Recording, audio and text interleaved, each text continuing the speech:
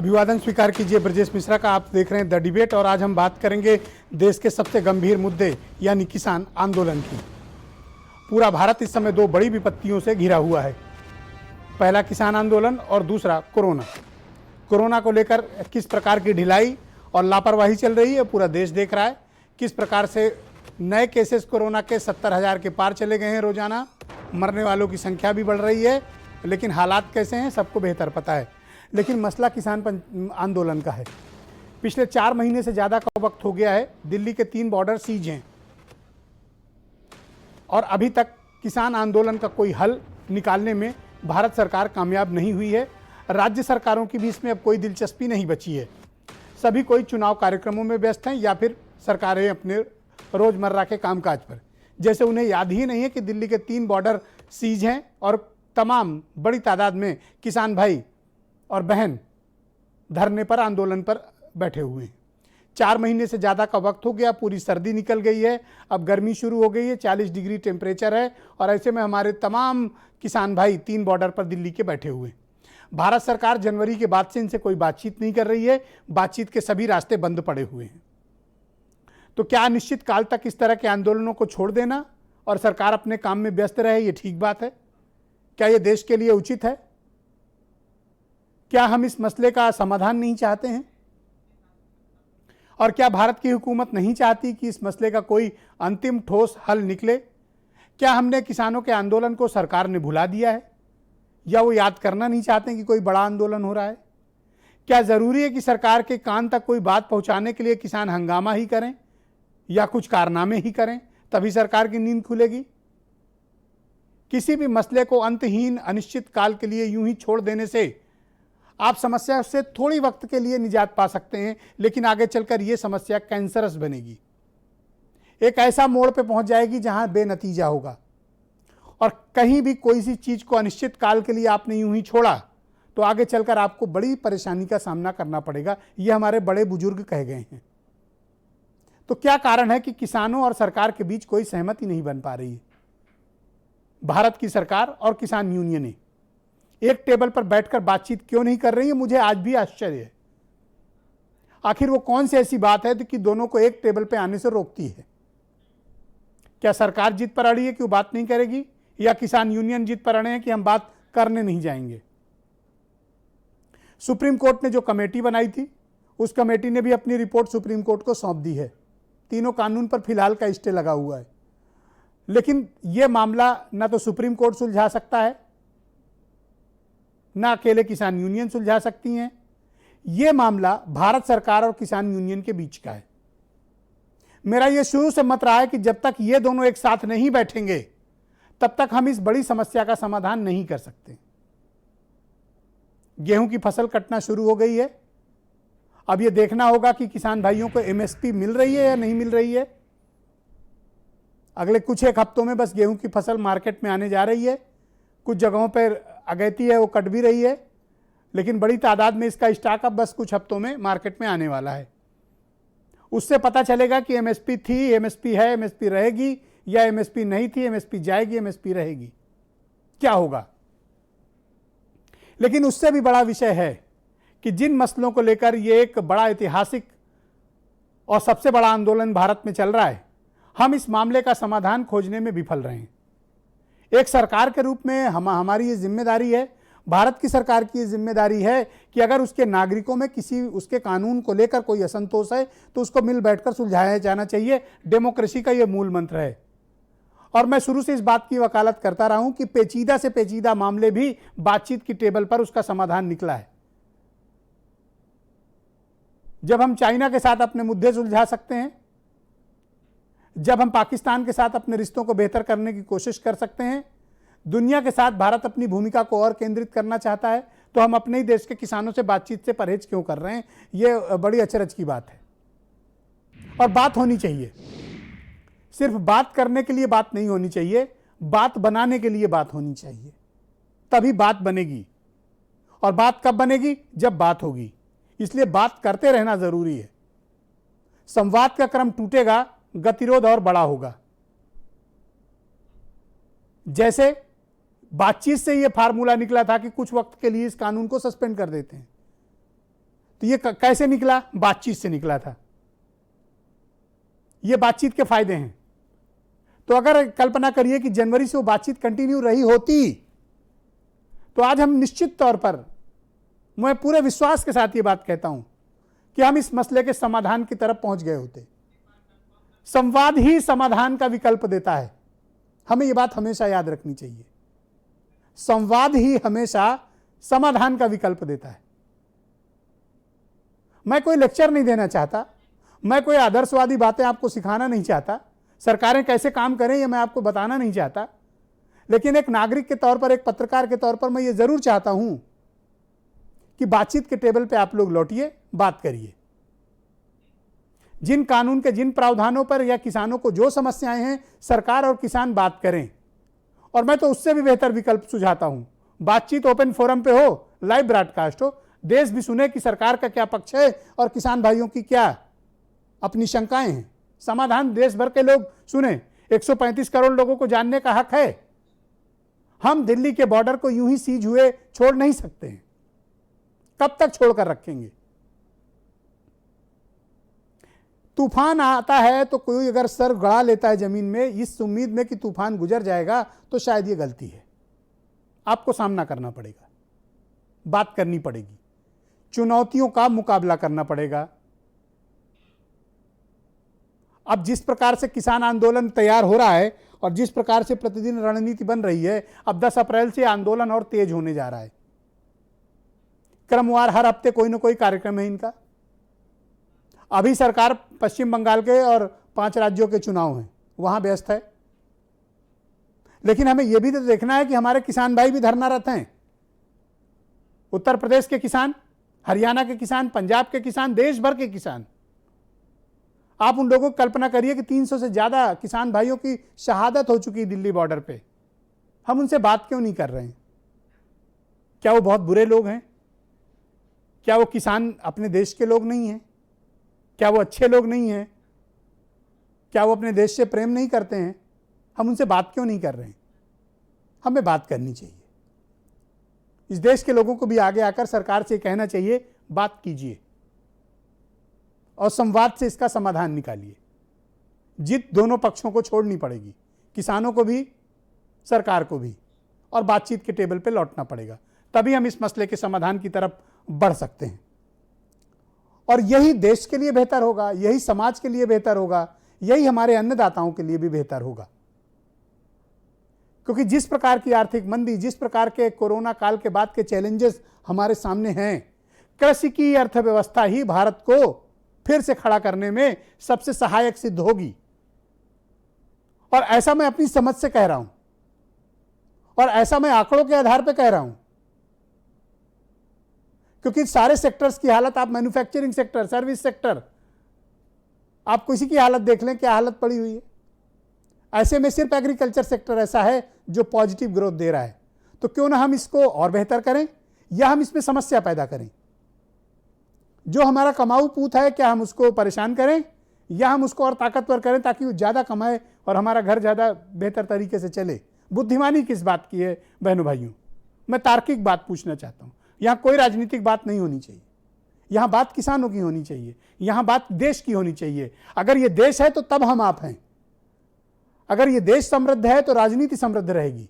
अगर ये देश समृद्ध है, लोकतंत्र समृद्ध रहेगा। ये देश समृद्ध है, अर्थव्यवस्था समृद्ध रहेगी, हम आप सब समृद्ध रहेंगे। तो ये इसमें समस्या क्या है? मैं केवल ये जानना चाहता हूं कि बात क्यों नहीं हो रही है, और बातचीत होनी चाहिए, ऐसा मेरा मत है। कुछ बयान आप सुने, फिर इस विषय की डिबेट को आगे बढ़ाते हैं। आंदोलन तो किसानों को करने ही पड़ेंगे। आंदोलन नहीं होगा तो जमीन नहीं जाएगी। इनकी अगला टारगेट जमीन है, जमीन जाएगी, रोजगार गए, जमीन नहीं जाएगी और ये मजदूर बनेंगे।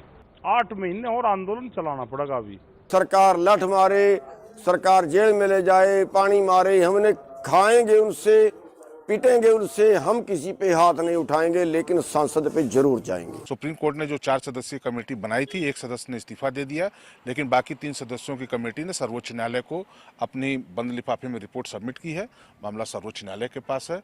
हम अभी भी बाहर बात करने के लिए तैयार है, लेकिन राजनीति से प्रेरित होकर तथाकथित किसान नेता आगे नहीं आ रहे हैं, तो इसलिए सर्वोच्च न्यायालय का फैसला आने दीजिए। ये सरकार अपने अहंकार में अडानी और अंबानी जैसे व्यापारियों के समर्थन में आकर के जिस तरीके से उन काले कानूनों को थोपना चाहती है, वो अपने आप में एक अक्षम्य अपराध है और पाप है, और इस पाप के भागी भी भाजपा वाले बनेंगे और उसके बाद किसानों के श्राप के भागी भी भाजपा वाले बनेंगे। अब ये जो लड़ाई है वो अमीर बनाम किसान के जमीर की है, तो मैं समझता हूं कि इस देश का, और समाजवादी पार्टी भी यही समझती है कि इस देश के किसान का जमीर जिंदा है, और वो अमीरों से, जो सरकार अमीरों के पक्ष में खड़ी है, जो अमीर के पक्ष में सरकार खड़ी है, उनसे अपना हक इस देश का किसान लेकर के रहेगा।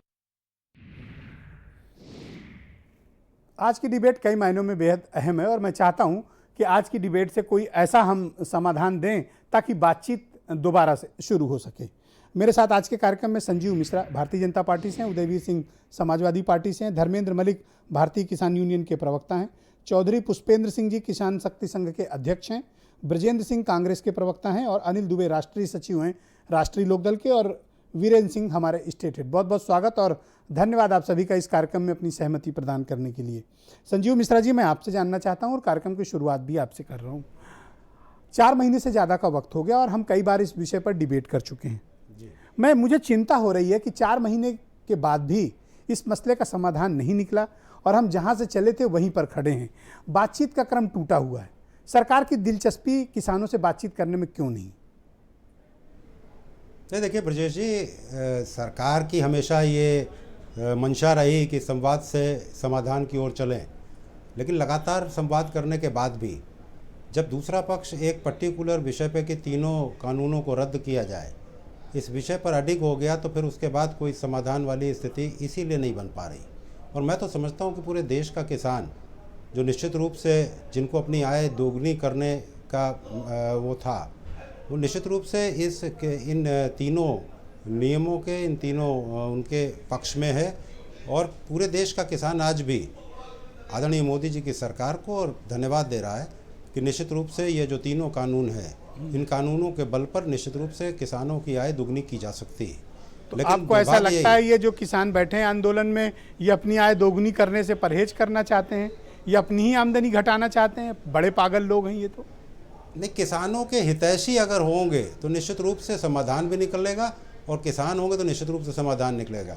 मैंने कई बार आपकी डिबेट पे कहा कि जब 72 घंटे में किसानों के खातों में पैसा पहुंचने लगेगा, तो बीच के जो लोग होते हैं उनके तो निश्चित रूप से उनकी तो दुकानें बंद हो जाएंगी। और वही इस बात को कह सकते हैं कि हम जब तक आंदोलन बड़ा लंबा चलाएंगे, बड़ा लंबा चलेगा। मतलब आप ये कह रहे हैं कि दलाल बैठे हैं? एक बात और आने दीजिए। नहीं, मैंने ये नहीं कहा आपसे। मैंने ये कहा कि जिनको इस बात में पेट में दर्द होगा कि 72 घंटे में किसानों के खातों में पैसा कैसे पहुंच जाएगा, उनको निश्चित रूप से दर्द होगा। और एक चीज़ बहुत डंके की चोट पे आपके चैनल पे कहूँगा कि देश का किसान आज भी भारतीय जनता पार्टी की नीतियों में विश्वास रखते हुए इन आंदोलन में भागीदार नहीं है।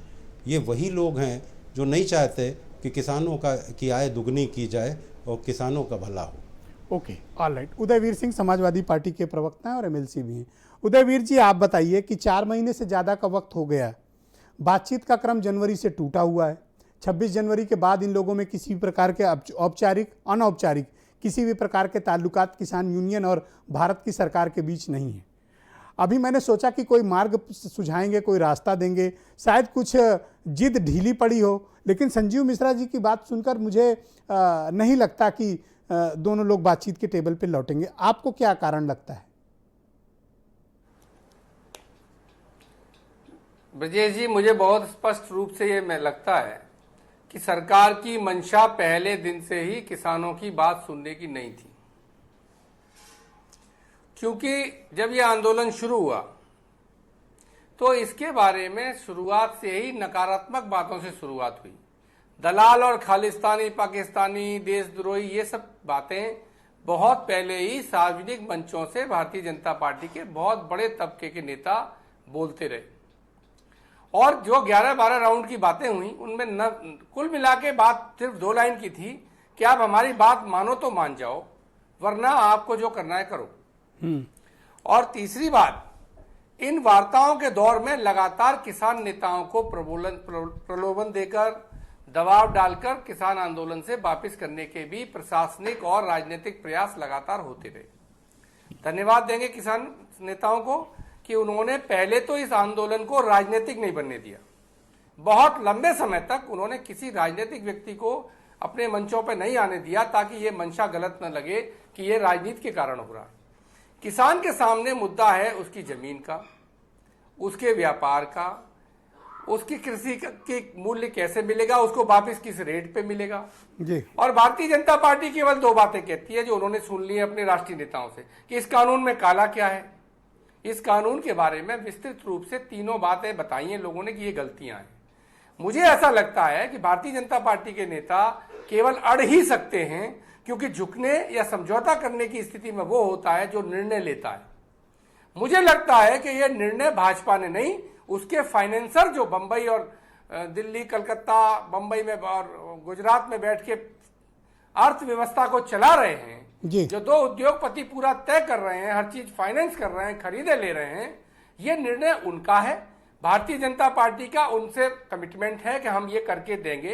अगर उनका मन पसीजेगा तो कोई समझौता का रास्ता निकलेगा, वरना भारतीय जनता पार्टी की पार्टी और सरकार इस मामले में किसान चाहे कुछ करे इस तरह की भावनाएं दिखा रही है कि हमारी सरकार जाए तो चले जाए, हम अपने वादे से पीछे नहीं हटेंगे जो उन्होंने इन उद्योगपतियों को कर दिया है। ओके, चौधरी पुष्पेंद्र सिंह जी मेरे साथ मौजूद हैं, किसान शक्ति संघ के अध्यक्ष हैं।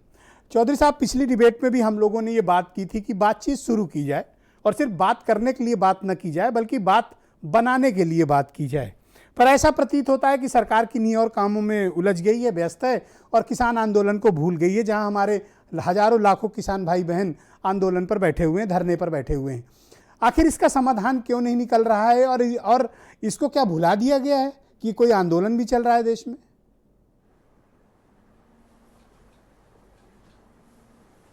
3 लाख किसान पिछले 4.25 महीने से दिल्ली के बॉर्डर पर बैठे हुए हैं। 350 से ज़्यादा किसान भाइयों की शहादत हो गई है। 2 महीने से ज़्यादा का वक्त बीत गया जब वार्ता नहीं हुई है। और ये बिल्कुल जो है निष्ठुर सरकार, असंवेदनशील सरकार और क्रूर सरकार, और मैं कहूँगा ढीठ सरकार बनी हुई है कि भाई ये बैठे हैं तो बैठे रहें, इनके 300 मर गए, 3000 मर जाएं, 3 लाख मर जाए, हमें कोई चिंता नहीं है, हम जा रहे हैं अपना बंगाल चुनाव लड़ेंगे, बांग्लादेश में राजनीति अपनी जाकर के करेंगे। इस प्रकार से लोकतंत्र की हत्या हो रही है। कील ठोक करके आप बैठे हुए हो और आप इतने बड़े वर्ग को नाराज करते चले जा रहे हो। आपके एमएलए हो चाहे एमपी हो, उनके ऊपर जो है उनका विरोध हो रहा है, गांव-गांव में उनको घुसने नहीं दिया जा रहा। आज ही ये दुष्यंत चौटाला गए हुए थे वहां हिसार में, उनको एयरपोर्ट पे घेराव कर लिया, उसके बाद उनकी कोठी पे घेराव कर लिया किसानों ने, लेकिन सरकार के कान पे कोई जू नहीं रह रही है। आश्चर्यजनक है, इतना विशाल आंदोलन आज तक जो है देश में नहीं हुआ है और शांतिपूर्ण बना हुआ है उसके बावजूद भी।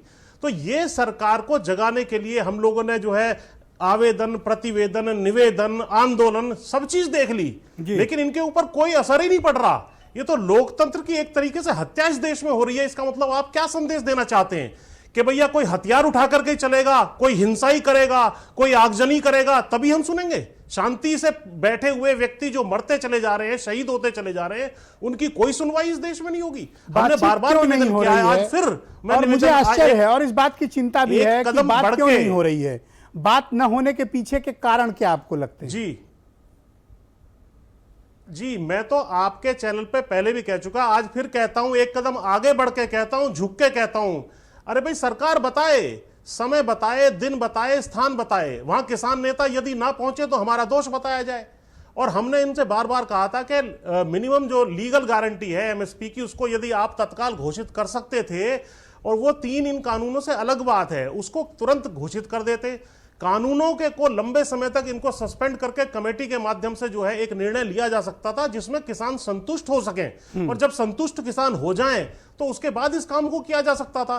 तो इसमें आपत्ति क्या है? जिस वर्ग के लिए आप कानून लाए हो, यदि वो उससे प्रसन्न नहीं है तो आप उनको हटा दो, जब तक वो संतुष्ट ना हो उसको मत लागू करो। इसमें जिद क्यों पकड़ी हुई है सरकार, ये समझ से सारे किसान भाइयों के लिए जो है बाहर की बात है, और इसका राजनीतिक खामियाजा इनको भुगतना पड़ेगा भविष्य के चुनावों में। मैं बहुत जिम्मेदारी के साथ आपके चैनल पर कहना चाहता हूं। जी धन्यवाद आपका। धर्मेंद्र मलिक भारतीय किसान यूनियन के प्रवक्ता हैं, मेरे साथ इस वक्त जुड़ चुके हैं सीधे गाजियाबाद बॉर्डर से। बहुत शुक्रिया आपका मलिक साहब। 4 महीने से ज़्यादा का वक्त हो गया है और आप बॉर्डर पे बैठे हुए हैं।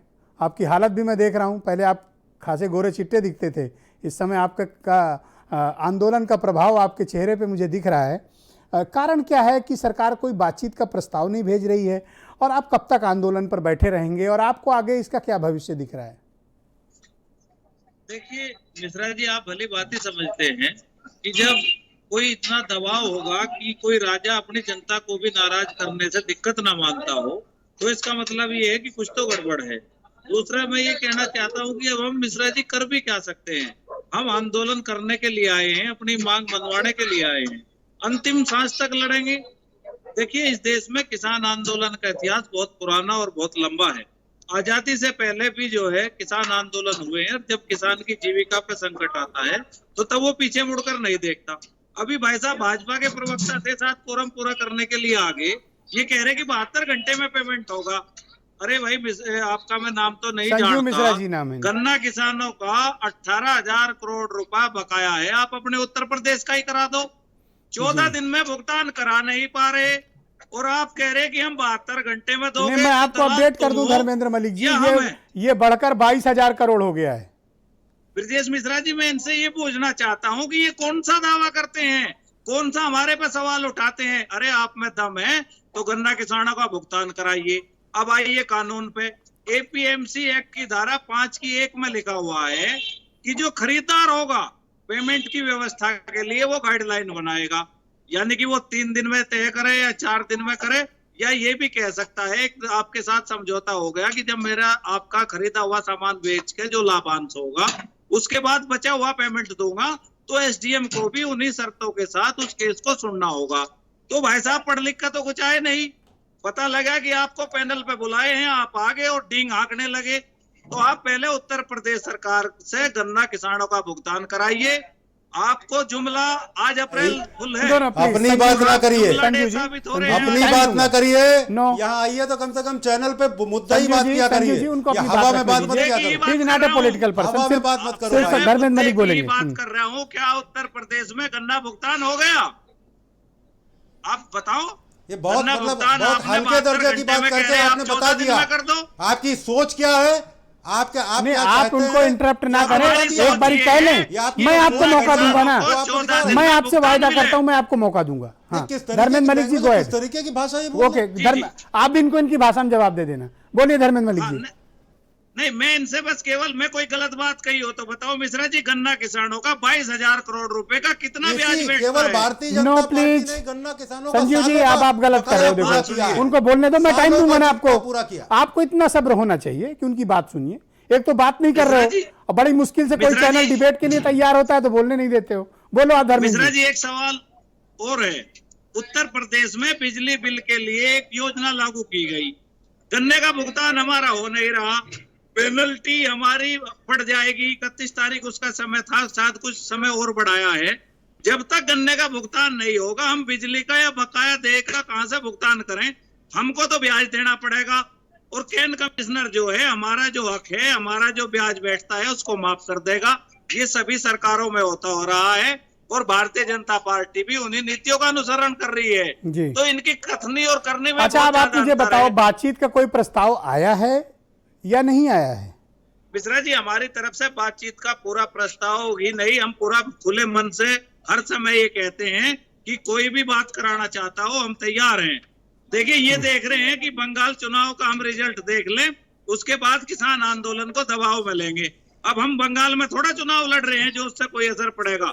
अरे सरकारें बढ़ती हैं, बिगड़ती हैं। अरे उत्तर प्रदेश में चुनाव होने वाला है, आप लोग की भूमिका अहम है, ऐसी बात नहीं है।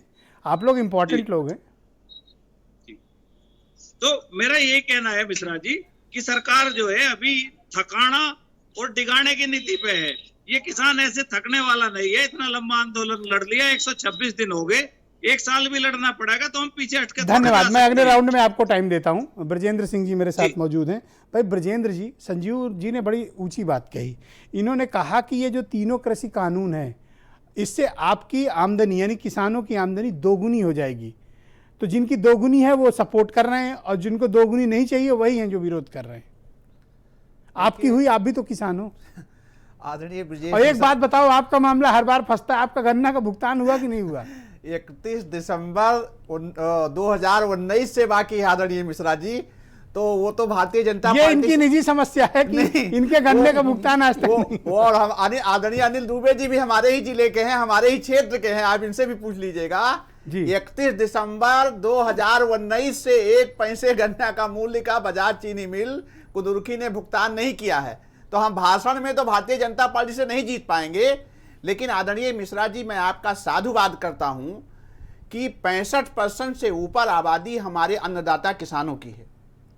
350 से ज्यादा लोग अपने प्राणों की आहुति दे चुके। 4 महीना हो गया हम बैठे हुए हैं, लाखों लाख किसान बॉर्डर पर। किस देश के निवासी हैं हम? किसके लिए ये हम, जो हमारी सरकारें होती हैं वो जनता के लिए होती हैं। हम इतना असंवेदनशील कैसे हो सकते हैं? और आदरणीय प्रधानमंत्री जी, पूरी सरकार 5 राज्यों में प्रचार कर रही है। मैंने 1 महीने में किसी भी आदरणीय प्रधानमंत्री जी से लेकर के किसी भी एक नेता को किसान के इशू पर बोलते हुए नहीं देखा। अगर इतना प्रोग्रेसिव फैसला आपने किया है तो इन 5 राज्यों में कहीं नाम लीजिए। तो क्या नाम लोगे कि तमिलनाडु का किसान दिल्ली की सड़कों पर पेशाब पी करके गया है, सड़कों पर सड़क पर खाना सान के गया है। याद होगा आदरणीय मिश्रा जी आपको। इतनी क्रूरता भारत के अन्नदाता किसानों के साथ संसार में किसी भी देश में आपको किसी पर ये तो कह रहे हैं कि आमदनी दोगुनी हो रही है। कहां से हो रही है आप बताइए ना। जो पूरे इनका 7.5 साल का कार्यकाल है, 2.6% जीडीपी ग्रोथ किसानों की एग्रीकल्चर ग्रोथ है और 60% इन्होंने लागत बढ़ा दिया है हमारी। अभी 300 रुपया कुंटल डीएपी खाद का दाम बढ़ा है, बिजली का बिल, डीजल का दाम, सारी चीजें तो आदरणीय मिश्रा जी हमारी इन्होंने 60% लागत बढ़ाई है। आमदनी तो छोड़िए, जीना मुश्किल है किसानों का। लेकिन चूंकि जब चुनाव आता है तब पाकिस्तान, बदरुद्दीन अजमल और बांग्लादेश की माला जपने लगती है भाजपा और भगवान जय श्री राम करने लगती है। अरे बताओ ना, हिम्मत हो तो किसानों के बारे में बात करो। केरला में, तमिलनाडु में बात करो, बंगाल में बात हो रही है। आपको क्या लगता है कारण क्या है? कारण अहंकार है, क्योंकि ये फैसला सरकार का है ही नहीं। आदरणीय पुष्पेंद्र सिंह जी बोल रहे थे, आदरणीय उदयवीर सिंह जी को मैंने सुना, धर्मेंद्र जी ने भी एक ही बात कहा, ये कारपोरेट का फैसला है। उसका फैसला कि पूरे देश की जीडीपी -23% और 2 आदमी का जो है आर्थिक प्रगति है 29% बढ़ गई कोरोना काल में। आपदा में अवसर जिसने कमाया है, ये उसके हित के लिए कानून है। पर यह भी तो है कि पैसे से पैसे कमाए जाते हैं। तो कमाए ना, लेकिन देश से बड़ा पैसा नहीं होता है। पंडित जवाहरलाल नेहरू जी का मैं एक शब्द आपको बोलूं, 56 में कहा था, if fail agriculture be fail nation. अगर किसान फेल हो गया तो देश फेल हो जाएगा। देश से बड़ा कुछ नहीं होता। इसलिए अहंकार सरकार त्यागे और अन्नदाताओं से बात करे। और ये हम सब पॉलिटिकल पार्टियों की जिम्मेदारी है कि इस समय किसानों के साथ खड़े हों। करेक्ट। ओके, अनिल दुबे जी, आपको क्या कारण लगता है कि 4 महीने से ज्यादा का वक्त हो गया, कम से कम बातचीत तो शुरू होनी चाहिए। बातचीत का क्रम टूटना किसी भी समस्या का समाधान नहीं हो सकता है। बातचीत तो शुरू होनी चाहिए। तो ये बातचीत के आड़े कौन आ रहा है? देखिए ब्रजेश जी, अभी उदयवीर जी ने बोला, पुष्पेंद्र जी ने बोला और ब्रजेंद्र सिंह जी ने भी बोला। जो बात निकल के आ रही है, आप किस बात के दबाव में हो? इन बातों से कि किसान से हम बात ही नहीं कर रहे हैं, किसान से हम बात नहीं करेंगे, 4 महीने से ज़्यादा वो आंदोलन कर रहे हैं और आप बात नहीं कर रहे, तो स्पष्ट है कि आप किसी के दबाव में हो और ऐसे व्यक्तियों के दबाव में हो जो आपकी जिनसे आप प्रभावित हो, जिनके दबाव में ये कानून बनाया गया। अगर ये किसी के दबाव में कानून नहीं बना होता तो ये किसानों से बात करने में इनको गुरेज क्यों है? एक अपोजिशन के नाते आप लोग का भी फर्ज है कि सरकारों पर दबाव बनाएं, संसद के जरिए, सड़क के जरिए, बयानों के जरिए, हम लोग मुलाकातों के जरिए कि भाई किसानों से बातचीत करो। ब्रजेश जी, हमारी पार्टी लगातार किसानों के साथ, किसानों के पक्ष में और किसानों के पक्ष में हम काम कर रहे हैं, पंचायतें कर रहे हैं, आंदोलन कर रहे हैं। हम तो किसानों के लिए हैं और सरकार से तो भी हमने चौधरी अपील साहब की। को चाहिए कि वो माननीय प्रधानमंत्री जी से मिलें और आग्रह करें कि माननीय किसानों के साथ प्रधानमंत्री बातचीत जी शुरू हो। के क्यों नहीं, इतने 11 राउंड 12 राउंड बात हो गई और कोई नतीजा नहीं निकला। आप किसानों को बुला ही नहीं रहे हो, आप किसानों से बात ही नहीं करना चाह रहे हो। अरे गन्ना किसानों का यहाँ 1,24,000 करोड़ उत्तर प्रदेश सरकार ने दिलवा दिया मिलों से, और अभी भी आपको समझ में नहीं आया। 22,000 करोड़ रुपया जो किसानों का बाकी है उत्तर प्रदेश में, उसका क्या है? गन्ना चार वर्ष में ब्रजेश जी सारी चीजों के दाम बढ़ गए, पेट्रोल के, डीजल के, गैस के, बिजली के, सब दाम आपने बढ़ाए। 4 वर्षों में गन्ना किसान का 1 पैसा नहीं बढ़ाया। 4 वर्षों में गन्ना किसान को 1 रुपया नहीं दिया गया और उल्टे डीएपी के खाद के दाम और बढ़ा दिए गए। तो आप किसानों के पक्ष में हैं या किसके पक्ष में, ये तो दिखाई पड़ रहा है ना। Okay, all right. Sanjeev Mishra ji, भाई बातचीत का क्रम शुरू करने में आपको क्या कठिनाई है? पैनल पे बैठे मेरे ख्याल से सभी लोग और आप भी खुद इस बात पे सहमत होंगे कि बातचीत शुरू की जाए, क्योंकि बातचीत के जरिए ही आप किसी भी गंभीर मसले का समाधान निकाल सकते हैं। तो बातचीत शुरू न करने के पीछे आपका मकसद क्या है? ब्रजेश जी देखिए, जो हट है, खास तौर से जो लोग बैठे हैं उनका एक हट है कि तीनों किसानों को वापस, तीनों कानूनों को वापस किया जाए।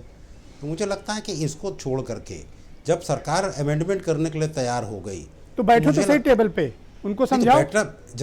जब आप यही बात कहोगे कि तीनों कानून वापस नहीं होते तब तक हम कोई बात नहीं सिंपल करेंगे। सी बात है, बुलाओ, कह दो आ जाओ, तो अच्छा बात करते हैं, चलो। तो ये चीज नहीं, जैसे ही बात शुरू करोगे, बात शुरू हो जाएगी। कई बार ऐसी स्थितियां आई कि सरकार ने कहा कि आइए बैठा जाए, कुछ ना कुछ इसका हल निकाला जाए। चलो आज इसी डिबेट के माध्यम से आप प्रस्ताव भिजवाओ कि बात, मेरा प्रयास रहेगा, मेरा प्रयास बातचीत शुरू कराओ। मैं केंद्र सरकार तक इस बात को पहुंचाने का काम करूंगा, मेरा ये प्रयास रहेगा। लेकिन 2-3 बातें मुझे और कह लेने दीजिए ब्रजेश जी। देखिए, एक तो बड़ी स्थितियां वैसी थी जब दूसरी सरकारें थी, तब की मैं बात करता हूं तो किसान भूखों मरता था। और आज की तारीख में देखिए, मोदी जी को मैं धन्यवाद दूंगा कि आज की तारीख में किसान 4 महीने आंदोलन करने के बाद भी डंके की चोट पे कह रहा है कि हम नहीं आदरणीय मिश्रा जी, अन्न अन्न लेकर के बैठेंगे। तो कहने का मतलब ये है कि एक तरफ जहाँ किसान, कांग्रेस की सरकार में जहाँ किसान मरते थे, ये 2 दिन में मोदी जी की बनाई हैसियत नहीं, हमारे 4 महीने के आंदोलन के बाद भी ये 7 साल की देन है। 7 साल में कुछ नहीं हुआ है, 7 जो साल हुआ है वो इन्हीं 7 साल में हुआ। बाकी में तो अगर दिया होता, किसान बेचारे अनाथ नहीं होते, किसान भूखों मर जाते। कांग्रेस की ये देन थी, किसान भूखों मरता था। आज कांग्रेस की, आज जो पार्टी सरकार में है उसकी देन को समझिए। भारतीय जनता पार्टी की देन है ये कि 4 महीने हो गए, लेकिन किसान किस तरीके से आज भी अडिग है कि हम अन्न लेके आएंगे और आंदोलन अपना लंबा चलाएंगे। हम तो फिर भी आज भी पक्ष में, लेकिन कांग्रेस को देखिए, देखो बड़ी अच्छी बात कही संजीव मिश्रा ने, क्रेडिट ले रहे हैं कि किसान आंदोलन इनकी वजह से कर रहा है। मतलब देखिए, बहुत अच्छी बात कही। Yes please go ahead, continue. नहीं देखिए, और दूसरी बात यह है, किसानों ने जिस तरीके से 26 जनवरी को किया, जिस तरीके से ट्रैक्टर से रौंदने का काम किया, जिस तरीके से तलवारें भांजी गई, उसके बाद निश्चित रूप से इन पर विश्वास करना तो मुश्किल है। और सरकार भी इस बात पर वो है कि कम से कम कोई भी अगर ये आंदोलन करेंगे तो उसकी रोकथाम तो की जाएगी। उसमें आप कहिए कि साहब वो बैरिकेटिंग लगा रहे हैं, साहब ये कर रहे हैं, वो कर रहे हैं, तो ये उचित नहीं है। मुझे लगता है कि किसान हितैषी सरकार चल रही है और किसानों को भी चाहिए कि बातचीत के लिए आगे हैं। और हमने भी अपनी वार्ड लेवल की कमेटी के माध्यम से किसानों को संतुष्ट करने का काम किया है। बड़े पैमाने पर किसान आज भी जानते हैं कि भारतीय जनता पार्टी उनके पक्ष में काम कर रही है। Thank you. अच्छा, पहले उदयवीर जी अपनी बात कह लें। जी उदयवीर जी, आप कुछ कह रहे थे, गो अहेड। मिश्रा जी ने 2 बातें मैं कहना चाहूंगा। एक तो मिश्रा जी ने कह दिया कि पुरानी सरकारों में पेमेंट का क्या होता था, तो 14 दिन का मैं पेमेंट कराने के नाम पे वोट आपने लिया है, दूसरों से हिसाब क्यों मांगते हैं? दूसरी बात, जो इन्होंने कहा आंदोलन इनकी वजह से चल रहा है, तो निश्चित तौर पे इन्होंने ये साबित कर दिया कि जो लोग भाजपा के बारे में कहते हैं कि हम तुमको इतना गरीब कमजोर बना देंगे जनता को कि वो समझेगी कि हम सांस ले रहे हैं, जिंदा रह रहे हैं, यही विकास है। हाँ, जैसे आंदोलन का क्रेडिट, नो प्लीज। अब आप किसान जो लड़ रहा है वो भी इन्हीं की देन से लड़ रहा है। इनको क्रेडिट चाहिए कि वो लड़ रहा है इनकी वजह से। अगर ये बात इस बात पे करे, हाँ, जो 300 मरे, 300 से कम ज्यादा नहीं मरे, ये इनका क्रेडिट है, इनको श्रेय जाता है इसका कि इन्होंने मजबूत बना दिया इसलिए जिंदा है वो लोग। अरे शर्म थोड़ा सा करो भाई बोलने में। कहाँ की बात कर रहे नो हैं? No please Sanjeev ji, please में इंटरप्ट ना करें, अपन डिबेट बड़े शालीनता से कर रहे हैं। बीरेन सिंह जी आ गए डिबेट में। भाई बीरेन जी, ये किसान आंदोलन के 126 दिन से ज्यादा का वक्त हो चुका है, असमाधान नहीं निकल रहा है। आपको क्या लगता है कि इसके पीछे के कारण क्या है और क्या इसको अनिश्चित काल के लिए यूं ही छोड़ दिया गया है? देखिए, एक बात तो साफ है कि सरकार चाहे किसान हितैषी हो ना हो, लेकिन हिंदू हितैषी सरकार है, तभी इसको इस देश में हिंदू मुसलमान के नाम पर धकाधक वोट दे रहा है बीजेपी को।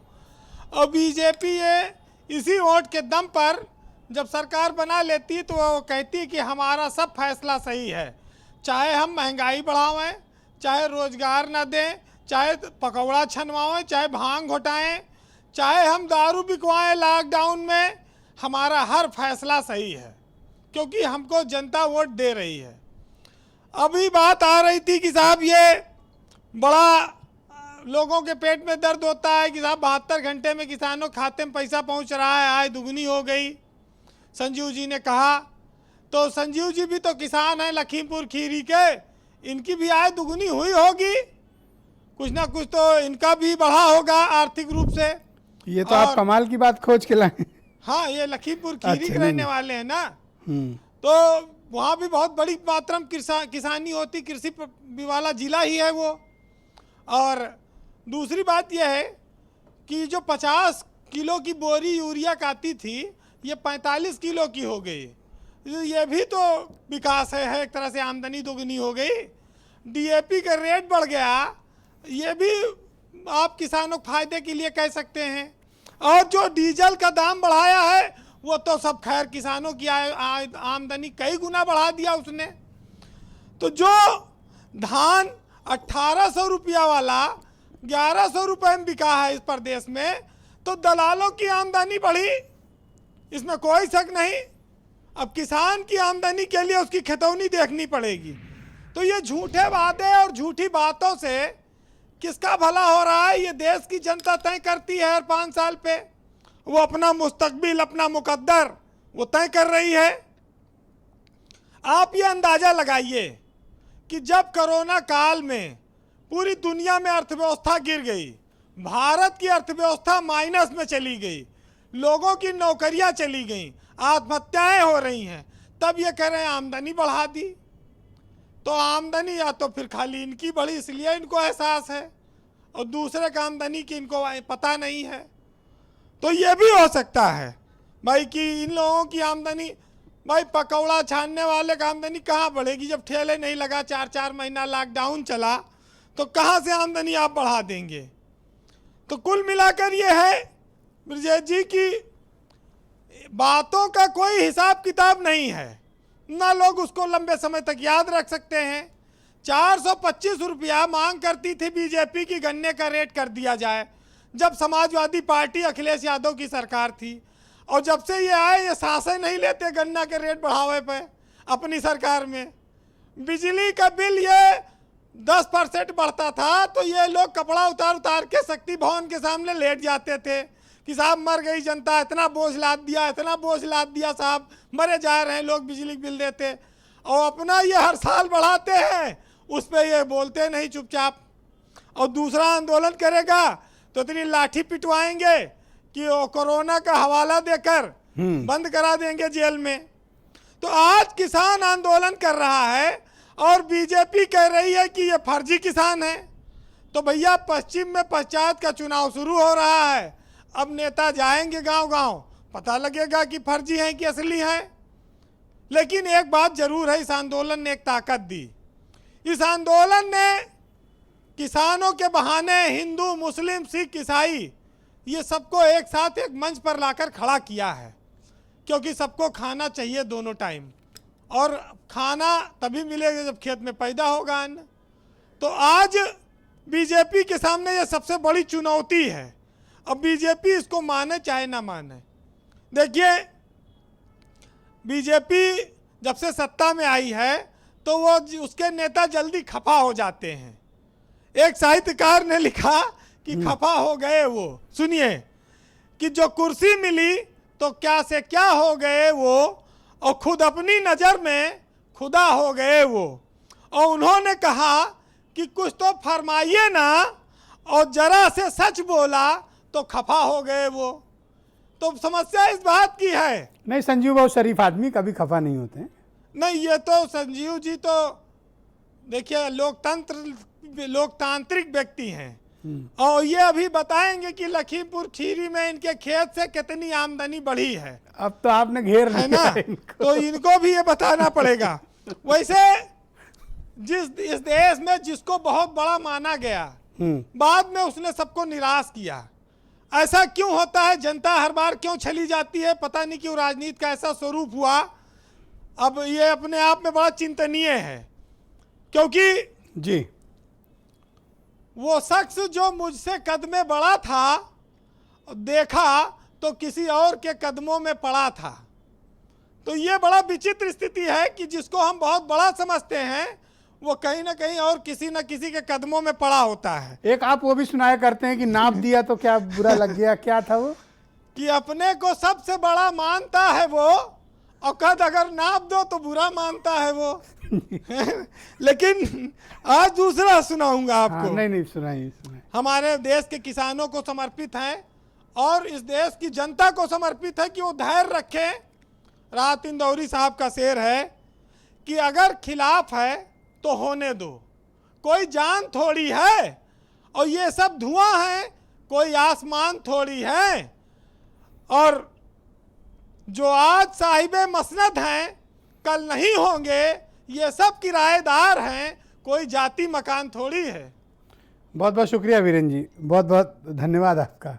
बड़ी शानदार रिपोर्ट आप लाते हैं। चौधरी पुष्पेंद्र सिंह जी, मैं आपसे जानना चाहता हूं कि आखिर किसान भी पीछे हटने को तैयार नहीं है।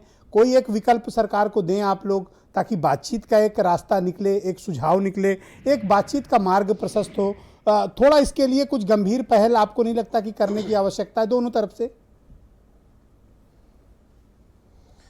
नहीं, देखिए, बिल्कुल ठीक है। किसान तो शांतिपूर्ण बैठे हुए हैं और चाहते हैं कि वार्ता हो जाए जी। और बार बार हम इस बात को रख रहे हैं सार्वजनिक मंचों से भी। अभी हमारे जो है धर्मेंद्र भाई ने भी बात रखी, हमने भी रखी कि भाई आप वार्ता के लिए तैयार हैं, बताइए समय। लेकिन जो दम्भ की भाषा जो भाजपा के प्रवक्तागण कहते हैं, और पिछले दिनों में एक याद दिलाना चाहता हूं, आपके चैनल के माध्यम से बात जानी चाहिए। ये जो बेंगलोर में मीटिंग आरएसएस की हुई थी, और उसमें जिस प्रकार से इन्होंने किसानों के विषय में कि ये देशद्रोही तत्व इसमें आके घुस गए कहा था, जो इनकी मदर ऑर्गेनाइजेशन है, इसकी भी भर्त्सना कहीं ना कहीं करनी पड़ेगी कि इन चीजों से भी जो वार्ता का माहौल होता है वो बिगड़ता है। और जो अभी भाजपा के प्रवक्ता कह रहे थे, उसके विषय में मैं जरा वीरेंद्र सिंह जी के हमारे जो है तर्ज पर ही अजम गौंडवी जी की 4 लाइनें सुनाना चाहता हूं। तुम्हारी फाइलों में गांव का मौसम गुलाबी है, मगर ये आंकड़े झूठे हैं, ये दावा किताबी है। तुम्हारी मेज चांदी की, तुम्हारे जाम सोने के, मगर यहां जुम्मन के घर में आज भी फूटी रकाबी है। आपका जो एग्रीकल्चर ग्रोथ रेट है श्रीमान जी, करीब जो है 3.25% है 7 सालों का, और 6 सालों में आपको 2016 से 2022 के बीच में आमदनी दुगनी करने का वायदा था। उसके लिए यदि 100 रुपए को 200 रुपए करना हो तो कोई भी गणित का छात्र बता सकता है 6 साल में करीब 12% की ग्रोथ रेट पर एनम चाहिए जी। तो 3% से कम पे आप चल रहे हो, तो कोई संभावना नहीं है। अब जब आपको लग रहा है, दिख रहा है कि आपसे पूछा जाएगा कि दुगनी क्यों नहीं हुई, तो आप कहेंगे ठीकरा फोड़ दो किसानों के सर पे कि हम तो बहुत अच्छे कानून लाए थे, इनसे जादू की छड़ी और दुगनी होने वाली थी, लेकिन किसानों ने, चंद किसानों ने इसको होने नहीं दिया। ये जो चंद की बात आप करते हैं, यही जो अन्ना आंदोलन था, गलतफहमी हो गई थी यूपीए वालों को कि चंद लोग बैठे हुए हैं, अगली बार 44 सीटें रह गई। इस बात को आप भूलना मत, ये बहुत बड़ा वर्ग है, और इसके साथ किसान, मजदूर, बेरोजगार युवा, पैरामिलिट्री फोर्सेज जिनकी आपने पेंशन काट दी, मध्यम वर्ग जिसको आप 100 और 90 रुपए में जो तेल बेच रहे हो, 35 रुपए का आपने वायदा किया था जब $120 पे आता था, कुर्ते फाड़ फाड़ करके आप जो है प्रदर्शन करते थे। वास्तविक जीडीपी गड्ढे में पड़ी है, और जो वैसी जीडीपी है यानी गैस, डीजल, पेट्रोल, आप कितने आसमान पे चला गया है। विश्व में सबसे ज्यादा जो आमदनी बढ़ी है पिछले साल जो है अदानी की बढ़ी है, नंबर 1 है, $16 बिलियन और $8 बिलियन अंबानी की बढ़ी है। आप केवल हम दो, हमारे दो, डीजल 90, पेट्रोल 100। अरे ये चीज नहीं चलने वाली। आपने बहुत ज्यादा छल लिया लोगों को। आप जो है सुधर जाइए, वरना जनता आपको वोट की चोट के माध्यम से सबक सिखाने जा रही है। आप इस बात को शायद गंभीरता से नहीं ले रहे। आगे आने वाले चुनावों में आपको इसका पता लग जाएगा। Thank you. धर्मेंद्र मलिक जी, आपको क्या लगता है कि सरकार जीत पर आमादा है, वो आप लोग की बात नहीं सुनना चाहती है, या फिर कोई और असमंजस है? नहीं, देखिए मिश्रा जी, मैं ये क्लियर करना चाहता हूँ। अभी मेरे साथी भाजपा के प्रवक्ता ने कहा कि ये अड़े बैठे हैं। मैं ये इनको ये बता देना चाहता हूँ कि 40 क्लोज हैं 3 कानून में, और 27 हम क्लोज वाइज आपको जो है गलत साबित कर चुके, और इसकी रिकॉर्डिंग भारत सरकार के पास है। अगर हम गलत हैं तो उसको सार्वजनिक कर दें। तो ये पूरा कानून ही काला है, इसलिए हम इसकी वापसी की मांग करते हैं। मैं आपको एक उदाहरण दूं। मैं पैंट सिलाने गया टेलर के पास, उसने 2 इंच छोटी कर दी। उसने कहा जी कुछ संशोधन करा लो, ठीक हो जाएगी। लेकिन उसने पैंट का जब सलवार बना दिया तो फिर तो वो वापस ही करनी पड़ेगी। तो ये कानून भी जो है, इसमें देखो, एक तो किसान की कोई बात नहीं है, ये कृषि एवं व्यापार ये राज्य का विषय था। केंद्र ने अपने हाथ में लेने के लिए कृषि के साथ चतुराई से व्यापार जोड़ दिया। इनको अधिकार ही नहीं था कानून बनाने का। दूसरी बात, भाई साहब ने कहा कि आमदनी दुगने की बात है और 70 साल में ये हुआ है। देखिए, आपके 7 सालों में आत्महत्या के आंकड़े बढ़े हैं, और आपने आत्महत्या की गणना करवाना बंद कर दी थी, और आपने आंकड़े को बदल दिया। आपने महिला पुरुष में बांट दिया, घर की टेंशन में बांट दिया, और फिर भी आपके समय में आत्महत्याएं बढ़ी हैं। पहली बात। दूसरी, आमदनी दोगुने की बात सुनो मिश्रा जी। भारत सरकार ने 2016 के बाद कोई सर्वे नहीं करा कि किसान की इतनी आमदनी है। तो जब इन्हें आमदनी का ही नहीं पता, ये दुगनी कैसे करेंगे? बड़ा सवाल है। आज 1 अप्रैल है, इस तरह की बात कहना तो बिल्कुल सब लोग समझते हैं कि किस तरह की बात कही जा रही। जब आपको ये नहीं पता कि किसान की आमदनी 2 रुपए की है, उसको 4 कैसे करना है। आपने इनपुट कॉस्ट बढ़ा दी। अभी डीएपी 300 रुपए बढ़ने जा रहा है। इफ्को ने अधिसूचना जारी कर दी। गन्ने का दाम 1 रुपया नहीं बढ़ा, तो आमदनी घटेगी या बढ़ेगी ब्रजेश जी? दूसरी बात, धर्मेंद्र जी बिजली कहिए दोगुनी तो होगी मैं उत्तर प्रदेश दूंगा, में। आप रिप्लाई दे देना। तीसरी, ये इनपुट कॉस्ट जो है 50% से ऊपर चली गई पिछले 2-3 साल में। आज किसान जो है जो लगा रहा है वो भी उनको वापस नहीं हो रहा। दूसरी एक बात ये कहते थे ब्रजेश जी, किसान आजाद कर दिया, पूरे देश में कहीं भी बेच सकता है। परसों ही हरियाणा के चीफ मिनिस्टर का बयान है कि अगर उत्तर प्रदेश के किसान फसल लेकर हरियाणा में घुसे तो पुलिस लगा के उनसे पिटाई कराई हाँ, जाएगी। मैंने पढ़ी थी ये खबर, मैंने पढ़ी तो थी। ये देश का और किसान बाकायदा आजाद हुआ चीफ या मिनिस्टर ने कैद हुआ? ऑफिशियल मीटिंग में ये बात कही थी। नरेंद्र तोमर जी के बड़े बड़े विज्ञापन छपे। प्रधानमंत्री जी ने मन की बात में कहा कि किसान आजाद हो गया। अरे आप आजाद की बात करते हैं और उत्तर प्रदेश में कहते हैं कि खतौनी लेकर आओ। Thank you. अगर खतौनी लेके ही पंजीकरण करा के ही बिकना है, भाई किसान तो फिर वो आजाद है, अधिकार कहाँ मिला कि किसान मंडियों का कहीं भी बेच विकल्प है सके? उसके पास, कहीं भी अपनी फसल बेच सकता है। तमिलनाडु में भी बेच सकता है, केरल में भी बेच सकता है, गोरखपुर में भी हरियाणा बेच का आप सकता है। देख सकते हो, उत्तर प्रदेश में पंजीकरण कराया जा रहा है। आदरणीय जब मिश्रा जी, पंजीकरण कराया किसान जा रहा है, थैंक यू, बंगाल का थैंक यू किसान धर्मेंद्र अगर जी। यूपी में बेचने आएगा तो वो कहाँ पंजीकरण कराए? थैंक यू धर्मेंद्र एक जी, देश एक बाजार की कल्पना थैंक थी। यू, शुक्रिया आपका। यस ब्रजेंद्र जी को आदरणीय मिश्रा जी, किसान आजाद पहले से था, और सरकार के आंकड़े के अनुसार बिहार और उत्तर प्रदेश, पश्चिमी उत्तर प्रदेश का 65% गेहूं और धान पंजाब और हरियाणा की मंडियों में बिकता रहा है। हम जो है नागपुर का संतरा खाते रहे हैं, नासिक की प्याज यहां आती रही है, भुसावल का केला उत्तर प्रदेश आता रहा है। तो कौन सी आजादी की बात हमारे आदरणीय प्रधानमंत्री जी कर रहे हैं? मैं तार्किक बात कर रहा हूं। कानून क्यों संजीव वापस मिश्रा लेना जी की चाहिए? किस बात से आपकी असहमति है? जी, संजीव मिश्रा की किस बात से आपकी मैं बताने जा रहा हूं ना, मैं कानून क्यों वापस होना चाहिए बताना चाहता हूं। जी, हम कानून को देखें पूरी दुनिया में कि उसका क्या फायदा लाभ है। पूरे यूरोप और अमेरिका में यह कानून लागू हो चुका है जो आदरणीय मोदी जी भारत में लेकर आए हैं, और पूरे दुनिया का किसान तबाह और बर्बाद हो चुका है। अरबों रुपया सब्सिडी गवर्नमेंटों को देनी पड़ रही है, फिर भी और खेती कोऑपरेटिव सेक्टर में है। तो आप वहां का अध्ययन करिए ना। आदरणीय नेहरू जी लेकर आए थे कोऑपरेटिव फार्मिंग का फार्मूला, लेकिन चरण सिंह जी उस समय भारत के उत्तर प्रदेश के कृषि मंत्री होते थे, और नेहरू जी देश के बड़े नेता थे, लेकिन जब चरण सिंह ने तर्क रखा तो उनको झुकना पड़ा, सरकार ने कोऑपरेटिव फार्मिंग का फैसला वापस लिया। हमारे यहां जमीन मां के तरीके से पूजी जाती है। आदरणीय मिश्रा जी किस चीज की बात कर रहे हैं आदरणीय मोदी जी? उनको ज्ञान नहीं है भारत की संस्कृति का। ना आमदनी बढ़ सकती है इस कानून से, ना देश प्रोग्रेस में जा सकता है और ना किसी का फायदा हो सकता है। ये कानून केवल और केवल वापस करने होंगे। आज वापस करें या 2 महीने बाद वापस करें या 2 साल बाद हम वापस करेंगे आकर के। मैं खुल के कह रहा हूं, कोई समझौता नहीं करना चाहिए किसानों को। किसान राष्ट्र की पूंजी है, धरोहर है देश की। अगर हमारा किसान दुखी होगा, किसान रोएगा, किसान बड़ा फेल हो कॉन्फिडेंस जाएगा, है कि 2 साल तो बाद लौट आओगे? किस देश की गौरव की बात करेंगे आदरणीय मोदी जी? बड़ा कॉन्फिडेंस है कि 2 साल बाद लौट आओगे? बिल्कुल, इसी अन्नदाताओं के बल पर मुझे भरोसा है। मोदी जी का अहंकार चूर चूर होगा और ये कानून वापस होगा। ओके, अनिल दुबे जी, अगर ये नहीं वापस कानून करेंगे, हम वापसी वापस के अलावा करेंगे। दुबे जी कोई विकल्प नहीं है, सिर्फ ये कानून वापस हो तभी बातचीत राहुल होगी। जी के नेतृत्व में पूछ लीजिए। थैंक यू, शुक्रिया। ब्रजेश जी, जो कानून किसानों के लिए बनाया गया है, आप कह रहे हो कि हमने किसानों के लिए बनाया, देश के किसानों को वो कानून स्वीकार नहीं है, तो आप किसके लिए ये कानून बनाना चाहते हो?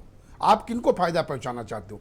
पूरे देश का किसान आंदोलित है, 4 महीने से ज्यादा समय हो गया किसान जो है संघर्ष कर रहा है, तो आप किसानों के पक्ष में क्यों नहीं खड़े हो जाते हो? आप क्यों नहीं कानून वापस ले लेते? इसमें आप किसका हित करना चाहते हो? जब किसान नहीं तैयार है, किसान से पूछे बगैर आपने कानून क्यों बना दिया? आप किसान संगठनों से बात करते दुबे जी, मैं देख रहा हूं कि आप इसका बड़ा राजनीतिक लाभ ले रहे हैं। आपके नेता उत्तर प्रदेश में घूम घूम कर किसान महापंचायतें कर रहे हैं, नहीं, और आप इसका राजनीतिक लाभ ले रहे हैं। नहीं, उसमें गलत क्या है कि हम अगर किसानों के साथ खड़े हैं और किसान हमारे साथ खड़ा है, तो इसमें गलत क्या है? मैंने गलत तो नहीं कहा, मैंने सवाल मैं पूछा, आपके सवाल का जवाब दे रहा हूं। भाई, किसान के पक्ष में हम खड़े हैं और किसान हमारे साथ खड़ा हो रहा है, उसको अच्छा लग रहा है, क्योंकि ये तीसरी पीढ़ी है। पहले चौधरी साहब ने, बड़े चौधरी साहब ने किसानों के लिए लड़ाई लड़ी, चौधरी अजीत सिंह जी ने लड़ाई लड़ी, आज जयंत चौधरी लड़ाई लड़ रहे हैं किसानों के लिए। तो हमारी पार्टी हमेशा प्रतिबद्ध रही है, किसानों के साथ खड़ी रही। आज भी हम किसानों के साथ खड़े हैं और ये कानून वापस करा करके मानेंगे। हम किसानों के पक्ष में हैं और किसानों के लिए हम आंदोलन करते रहेंगे। ओके, उदयवीर सिंह जी, आपको क्या लगता है कि सरकार बातचीत का रास्ता क्यों नहीं खोल रही और किसान यूनियनों को आमंत्रित क्यों नहीं कर रही है बातचीत के लिए?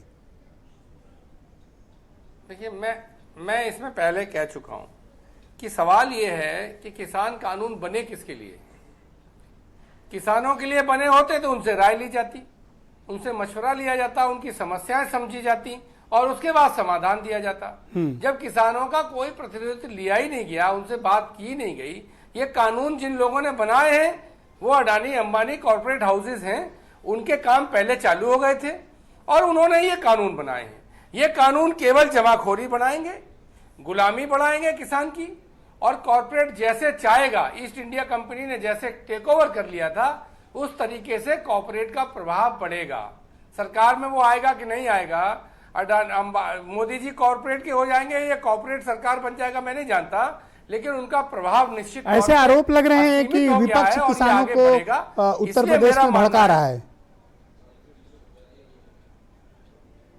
भाई, मैं आपसे ये बात कह रहा हूं कि अगर आप किसी को ये अधिकार दे दें कि वो असीमित भंडारण कर ले, चाहे जितना चाहे खरीद के रख ले, तो फूड सिक्योरिटी का क्या होगा? बाजार में अनाज कम हुआ और वो बेचना नहीं चाहेगा तो क्या होगा? जमाखोरी यही तो थी, इसी के पीछे तो झगड़ा था। आप तय कर रहे हो करार क्या होगा, ये corporate. Thank you. Okay, Sanjeev Mishra, final report. ये होगा करार। ओके, अरे भाई, करार किसान और उद्योगपति के बीच में। यस, थैंक यू देवी जी, शुक्रिया आपका। आपकी डिबेट में भी बहुत क्लियर बात क्लियर निकल करके आई है कि समस्या किनको हो रही। इन तीनों कानूनों से समस्या उनको हो रही है जो किसानों के खाते में 72 घंटे के अंदर जब पैसा पहुंचने की बात आती तो किसको समस्या होगी? ये बिचौलियों को समस्या होगी, ये उनको ये वो आड़तियों को समस्या हो रही, और आड़तियों और बिचौलियों की वजह से ये लोग उनको तूल दे रहे हैं। ये जितने विपक्षी पार्टियों के नेता या बैठे हैं, ये सब तूल देते हैं उनको, ये सब तूल दे रहे हैं। और केवल तूल देने के कारण ये है कि ये पॉलिटिकल लोग हैं, ये केवल पॉलिटिकल लोग हैं। कहने का मतलब बहुत साफ है, समस्या हो रही बिचौलियों को, समस्या हो रही आड़तियों को, और समस्या हो रही विपक्षी दल के नेताओं को, जिनकी वजह से ये समस्या हो रही है। और मैं जी, एक सेकंड, आज भी देश का संजीव मिश्रा जी एक सेकंड, संजीव 72 घंटे में भुगतान हो रहा है धर्मेंद्र मलिक जी, 72 घंटे में एक सेकंड रुक जाओ, होने की बात हो रही है। 72 घंटे में बता रहे हैं धर्मेंद्र मलिक जी, एक second Sanjeev ji thank you, Sanjeev ji thank you, yes Dharmendra Malik ji 72 घंटे में भुगतान कब दिला देंगे, कितने घंटे में? एक सेकंड केवल धर्मेंद्र मलिक बोलेंगे। देखिए मिश्रा जी, अगर अरे आंदोलन बंद करिए, तीनों कानूनों को लागू होने दीजिए। 72 घंटे में किसानों के खाते में धर्मेंद्र मलिक बोलेंगे, यही तो कह रहा हूँ। 72 घंटे में 72 घंटे में किसानों के खाते में कहां से जुमला लेकर आए आप? तो मोदी जी से भी ज्यादा फेंक रहे हैं बिचौलियों धन्यवाद, बहुत बहुत शुक्रिया, शुक्रिया, धन्यवाद, किसानों को धन्यवाद। भुगतान मिलता है। देखिए आप कह रहे हैं कि 72 घंटे में भुगतान मिलेगा, 72 घंटे में झूठ भुगतान होगा। बोलते हो टीवी पे बैठ के। कब मिल जाएगा? भारतीय जनता पार्टी के लोग झूठ की पाठशाला में जो ट्रेनिंग लेकर आते हैं, अरे और फिर टीवी पे झूठ बोलते हैं, शर्म नहीं बचती आपको? यही किसानों के खाते। धन्यवाद, बहुत बहुत शुक्रिया, धन्यवाद, धन्यवाद, यही तो धन्यवाद, बहुत बहुत शुक्रिया, बहुत बहुत शुक्रिया आप सभी का धन्यवाद। और हम ये उम्मीद करते हैं कि भारत की सरकार और किसान यूनियन इस मसले पर आपस में बातचीत करेंगी और बातचीत के माध्यम से इस मसले का समाधान निकालेंगी। 126 दिन से अधिक का वक्त हो गया है जब हमारे लाखों किसान भाई बहन दिल्ली बॉर्डर पर धरने पर बैठे हुए हैं। बहुत बहुत शुक्रिया, धन्यवाद, नमस्कार।